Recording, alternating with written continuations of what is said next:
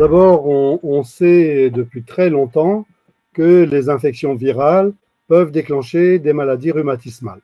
Ça, c'est vrai pour l'EBV, c'est vrai pour le parvovirus, c'est vrai pour le CMV, cytomégalovirus, et que le coronavirus peut déclencher des manifestations rhumatologiques ou perturber un rhumatisme qui est existant. Quand les manifestations rhumatologiques sont une façon d'exprimer le Covid, c'est très fréquent, c'est 30% des cas, donc avec des douleurs articulaires, des douleurs musculaires, et qui peuvent entrer dans un contexte beaucoup plus général, avec des douleurs thoraciques, des céphalées, des troubles digestifs, de la fièvre, des troubles de la concentration, des troubles de l'odorat, des troubles du goût, etc., etc. C'est-à-dire comme un Covid, mais avec une expression rhumatologique qui peut être plus ou moins importante. C'est rare qu'il y ait un Covid sans le moindre douleur. Donc ça, c'est le tableau aigu, on va dire. Et on sait que maintenant, il peut y avoir un Covid long, et ce Covid long, on le décrit lorsque les symptômes perdurent au-delà de 4 semaines, et les symptômes articulaires, ce sont les mêmes, et qui persistent avec des douleurs articulaires, des douleurs musculaires, et qui s'accompagnent d'un contexte plus ou moins généralisé que l'on vient d'évoquer. Et le troisième élément, c'est qu'on sait maintenant qu'il peut y avoir des séquelles qu'on appelle le PASC, c'est un acronyme anglais qui veut dire Post-Acute Sequela of COVID-19 Syndrome, et dans lequel les symptômes majeurs sont la fatigabilité sur toutes ces formes, et en second lieu, le symptôme majeur, ce sont les douleurs musculaires. Donc ça, ce sont les trois grands cadres de la manifestation du Covid. Donc souvent, ça s'accompagne de fatigue, et c'est pour ça que c'est assez difficile de faire un diagnostic différentiel avec ce qu'on appelle les syndromes de fatigue chronique ou la fibromyalgie. Et là, la discussion avec les patients et le bilan qu'on va être amené à faire va permettre de savoir dans quel cadre on est. Face à un tel tableau, il est important de faire le point, de faire un bilan biologique classique avec des tests inflammatoires, toujours rajouter les dédimères parce qu'il y a un problème de risque de coagulopathie, comme dans tous les cas de Covid, et un bilan là, rhumatologique peut-être un peu plus spécifique, avec un typage lymphocytaire, un bilan immunologique, les bilans de tests de polyarthrite rhumatoïde, des anticorps anti-CCP, etc. Et dans les formes graves, on peut être amené à faire un électromyogramme, voire même une IRM médulaire.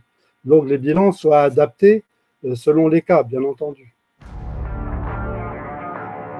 Le traitement, plus il va le démarrer tôt, plus il va prévenir les formes longues et les séquelles. Traiter tôt, ça veut dire qu'il faut éliminer le virus, en particulier avec l'ivermectine. Comme on a un tableau à expression rhumatologique, le plaquenil est le bienvenu, entre 200 et 600 mg jour, auquel on associe de la vitamine C, moi j'aime bien en perfusion, et à côté de la vitamine C, on peut donner donc du zinc, de la vitamine D, du magnésium, de la quercétine, du coenzyme Q10 pour une protection vasculaire. Ne pas oublier un anticoagulant plutôt sous forme de nattokinase, un extrait du soja, et on peut donner la Black Maori, qui est un extrait de moule verte de Nouvelle-Zélande, qui apporte, entre autres, un anti-inflammatoire naturel qui s'appelle le liprinol et qui permet de diminuer la symptomatologie. Le Covid, lorsqu'il survient chez un patient qui est porteur d'un rhumatisme inflammatoire, eh bien, il va y avoir un certain nombre de conséquences. En particulier, il y a un risque d'aggravation de la pathologie rhumatismale. Selon une enquête française, cette aggravation elle survient dans 32% des cas. Selon une enquête anglo-saxonne, elle survient dans 49%, donc c'est loin d'être négligeable. Hein. Et ça, c'est pour l'aggravation du rhumatisme, et le rhumatisme inflammatoire peut générer aussi un Covid plus sévère. Alors la sévérité va dépendre de l'activité de la polyarthrite rhumatoïde, si c'est une polyarthrite rhumatoïde, ça va dépendre des traitements qui sont pris par le patient, ça dépend de l'existence de manifestations extra-articulaires comme des pneumopathies interstitielles, et ça dépend aussi, on s'est aperçu que selon les variants, ce n'était pas exactement la même chose, en particulier c'était plus sévère avec l'Omicron. Alors les effets des traitements, ils peuvent être neutres, heureusement, c'est le cas avec la plupart des médicaments, mais on a des médicaments, notamment dans le cas de la polyarthrite rhumatoïde, qui peuvent aggraver la situation et qui interfèrent aussi avec la vaccination, comme on le verra. Donc, ces médicaments qui sont gênants sont le méthotrexate, ce sont les inhibiteurs de JAK kinase, c'est l'azatioprine et c'est le rituximab. Et donc, ces médicaments, là, c'est sûr que ça nécessite une surveillance médicale très serrée avec des spécialistes. Alors, un mot sur les anti-inflammatoires, parce qu'on a dit pique-pendre des anti-inflammatoires au début. On a dit que c'était interdit de les donner dans le Covid. Bon, ce qui est, ça s'est avéré complètement inexact. Les patients qui ont pris des anti-inflammatoires n'ont eu aucune morbidité particulière. Ceux qui ont pris des anti-inflammatoires n'ont pas vu de risque de faire de Covid supplémentaire et il n'y a pas eu de symptômes graves. Donc, de ce côté-là, il n'y a pas eu de problème. Un anti-inflammatoire particulier, c'est la corticothérapie. Au-delà de 10 mg jour, ça pose des problèmes par rapport à la sévérité de la maladie et surtout aussi par rapport aux vaccinations. Alors, dans ce domaine, comme dans bien d'autres, d'apprécier la vaccination anti-Covid, qui est tout sauf une vaccination, hein, tout le monde le sait aujourd'hui, c'est une thérapie génique qui pose des problèmes dans l'évaluation et on a exactement la même chose, par exemple, par rapport à des polyarthrites rhumatoïdes, parce que quand on a affaire à des polyarthrites rhumatoïdes, je prends cet exemple-là parce que c'est le plus simple, mais il peut se décliner dans les autres maladies. La plupart de ces gens-là ont été vaccinés. Avec quelle efficacité? Ça, c'est la question. Comme pour le reste de la population, c'est difficile à évaluer et les données sont contradictoires. Ce que l'on sait, c'est que cette vaccination, de toute façon, je continue à l'appeler comme ça, elle était diminuée, l'efficacité est notablement diminuée avec des médicaments comme le rituximab, comme le méthotrexate, comme le JAK kinase. Alors, c'est le méthotrexate qui pose le plus de problèmes parce que c'est celui qui est le plus employé. Et c'est tellement vrai qu'on a demandé de faire des vaccinations sans méthotrexate et de ne pas reprendre le méthotrexate 2 semaines après la vaccination. Les effets secondaires possibles, ils sont de 2 ordres. Soit il y a une aggravation de la maladie, il y a des poussées de cette maladie qui surviennent dans 5 à 10% des cas, importantes dans 1,2% des cas, et en général, ça survient dans les 5 jours qui suivent la vaccination. Donc, on s'en rend compte comment? Ben, les symptômes augmentent, il y a un indice de surveillance qu'on appelle le DAS qui augmente, et on est souvent obligé d'augmenter les traitements. Donc ça, c'est le premier type d'inconvénient, c'est l'aggravation de la maladie sous forme de poussée. Le deuxième type d'inconvénient, ce sont les effets secondaires qui surviennent dans les 7 jours qui suivent la vaccination, avec des douleurs au point d'injection, avec des symptômes de fatigue, fatigabilité, de maux de tête, de troubles de la concentration, de troubles de la mémoire, et qui surviennent quand même d'une façon assez fréquente, puisque ça survient dans 80% des cas selon une étude qui s'appelle COVAD, avec des effets secondaires importants dans 4% des cas. Et si on se réfère aux données de la Société française de rhumatologie, ces effets secondaires peuvent être graves dans 0,4% des cas.